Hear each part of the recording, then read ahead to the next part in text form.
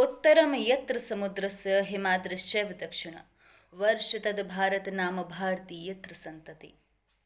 नमस्कार, मेरा नाम वंशिका पाठक है। आज मैं निष्पक्षता का, निस्वार्थता का, देश प्रेम और देश के विकास का अर्थात वन नेशन वन इलेक्शन का पक्ष लेकर आप सभी के समक्ष उपस्थित हूँ।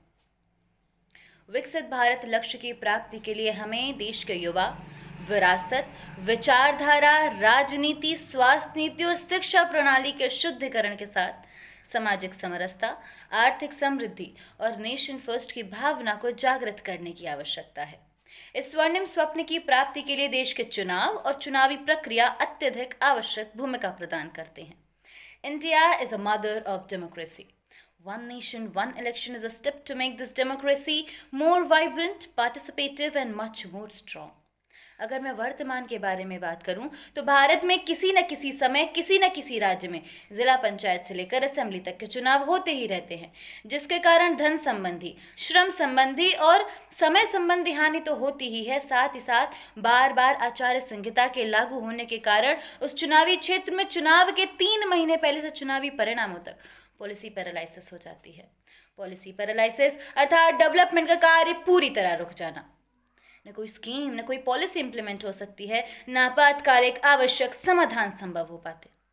डेवलपमेंटल एक्टिविटी में ऐसे विरोधक देश को कमजोर, लाचार और पंगु बनाते हैं।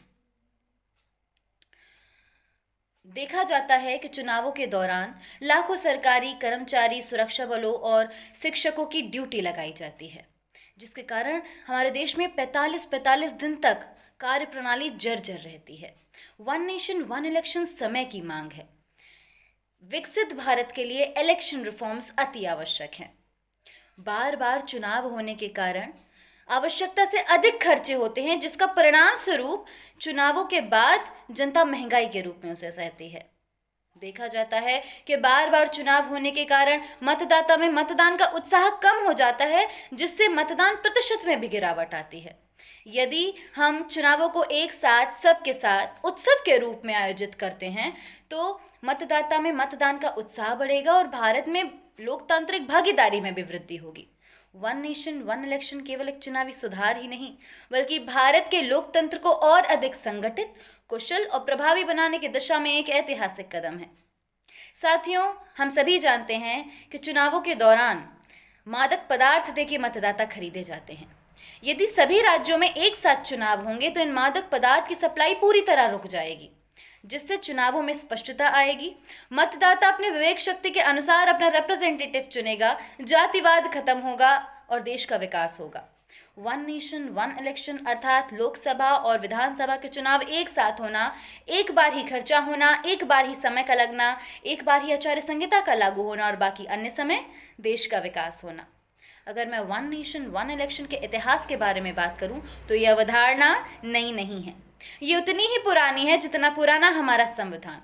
1950 में गणतंत्रता के बाद शुरुआती 15 सालों में हमारे देश में लोकसभा और विधानसभा के चुनाव एक साथ ही हुए हैं। अर्थात हम यह कह सकते हैं कि ONOP की प्रक्रिया हमारे देश में संविधान निर्माताओं की प्रायोरिटी थी। आज अगर भारत में वन नेशन वन इलेक्शन की प्रक्रिया से चुनाव होते हैं तो ये विकास भी और विरासत भी का संभवतः सटीक उदाहरण है। देखा जाए तो अमेरिका, जर्मनी, ब्रिटेन और दक्षिण अफ्रीका जैसे विकसित देशों में वन नेशन वन इलेक्शन की प्रक्रिया से ही मतदान होते हैं। परिणाम स्वरूप इन देशों का विकास पूरे विश्व में दृष्टिगत है। मैं मानती हूँ कि आज हमें व्यक्तिगत स्वार्थ को दरकिनार करके भारत के विकास में आ रही बाधक समस्याओं का निवारण करने का संकल्प लेना होगा। वन नेशन वन इलेक्शन की प्रक्रिया से भारत को विकसित बनाने के जो 3 मुख्य स्तंभ हैं, समय, श्रम और धन, ये तीनों स्तंभ सशक्त होंगे और देश के विकास के लिए सहायक होंगे।